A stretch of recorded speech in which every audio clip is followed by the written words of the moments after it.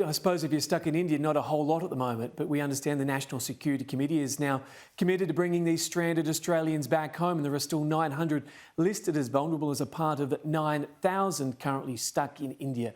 Now, it's understood the first flight will begin around May 15 when this ban is expected to lift. This is something the government has long said they're going to be doing, looking at lifting that ban on repatriation of the Australians stuck in India, bringing roughly around 200 people back each flight.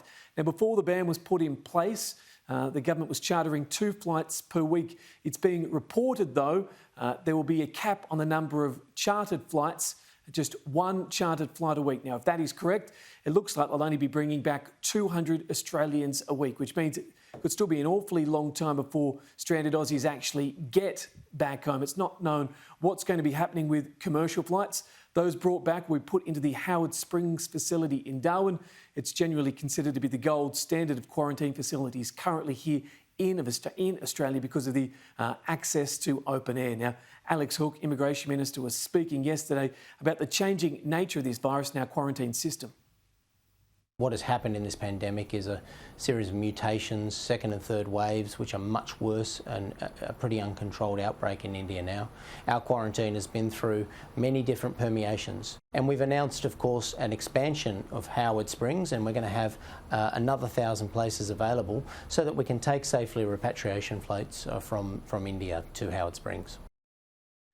Now, Pete, there's no doubt the government has been roundly criticised for this ban on Australians. Scott Morrison on radio, of course, has suggested this is a media beat-up. It's quite ironic or perhaps strange he's doing that, considering it was a government press release and the travel ban was listed in paragraph 4 of the press release. As a general rule in media, the most important information is stuck at the top, so journalists see it and report on it. Yeah, that was a strange... I would argue you've perhaps made a mistake in emphasising punishment, which is what happened. Would you agree that was a mistake? Well, we didn't. The media did, to be fair. I think there was a press statement put out on it, wasn't it, on the weekend by Greg Hunt? There was simply a statement of what the Biosecurity Act does as a way of fact. Okay. This is not something that was accentuated by Greg or Hunt or me or anyone else. It was picked up on in the media, and they've highlighted that. But as I've said, it's highly remote that the extremes of those sanctions would apply in these circumstances because they've been in place for 14 months. I'm a bit stumped by that one. Jonathan, I'm a bit stumped by that one. Neil Mitchell tried to pull him up too, but wasn't having it. Yeah. Anyway, Jonathan, National Cabinet will meet again in just a few hours, bringing frustrated premiers together with the PM. Yeah, frustrated premiers and the Prime Minister. Let's bring up on the screen and show the viewers exactly what we're told is going to be discussed at National Cabinet, the epidemiological update.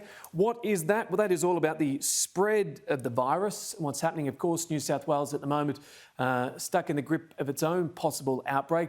The vaccine rollout, which continues at its glacial pace. The international passenger caps, the concern there about bringing people back from overseas. And the update on the high-risk countries. Naturally, India is at the top of that list.